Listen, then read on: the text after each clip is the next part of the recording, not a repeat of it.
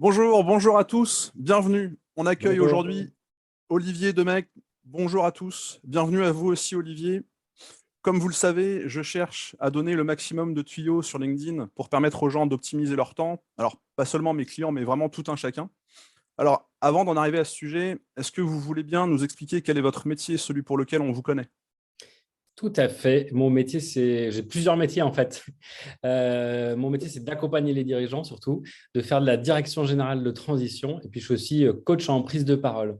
Mais dans mes activités qui me prennent du temps, il y a aussi comédien notamment.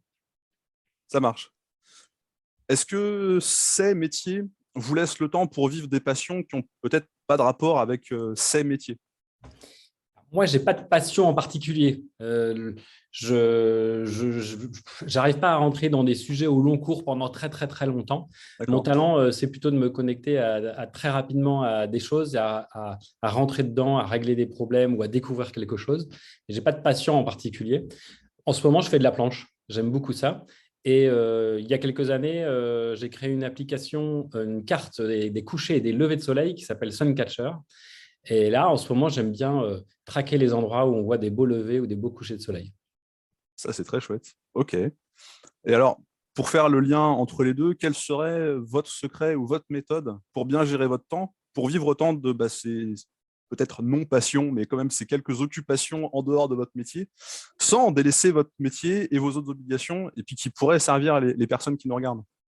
Bah, en fait, moi, ce n'est pas tant gérer mon temps, mon défi, c'est plutôt gérer mon énergie. Ouais, Parce que ça m'arrive, je suis assez bon pour faire des rétro-planning, de faire de la gestion de projet, d'analyser ce qu'il faudrait que je fasse chaque jour pour atteindre mes objectifs. Et je suis assez mauvais pour me conformer à mes plans. Parce que je me retrouve le lundi matin avec ma to-do du lundi que j'avais prévu 15 jours avant, mais pas du tout l'énergie de le faire, mais à un point où j'en suis vraiment incapable. Et donc, comme j'ai une diversité de projets et de sujets, la plupart du temps, je rebondis et je vais plutôt saisir la balle du lundi matin et me dire, tiens, aujourd'hui, je suis plutôt énergisé pour faire ça et je vais me lancer là-dedans. Alors, bien sûr, ça, c'est modulo mes prestations pour mes clients où je me dois d'être pleinement présent. bien Mais il y sûr. a un point commun avec le théâtre là-dedans, c'est que j'ai une très grande capacité à me mobiliser sur un temps précis pour des personnes. Ouais. Et du coup, quand il s'agit de mes clients, toute cette question s'efface. On s'aligne et on se pose plus de questions. Exactement. Quand il s'agit de moi et de mes projets perso et des choses que je veux faire avancer dans ma propre entreprise, c'est toujours en arbitrage avec les sujets qui m'intéressent en dehors du travail.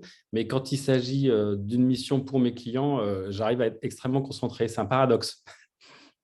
Je suis C'est très un, bon pour gérer le temps au service des autres, je suis très mauvais pour gérer le mien. c'est un beau paradoxe quand même. Olivier, merci de votre visite parmi nous. Merci pour ces éléments qui vont nous permettre d'alimenter notre réflexion. Plein de bonnes choses pour la suite. Merci beaucoup et à Merci bientôt. Jean-Baptiste, à bientôt.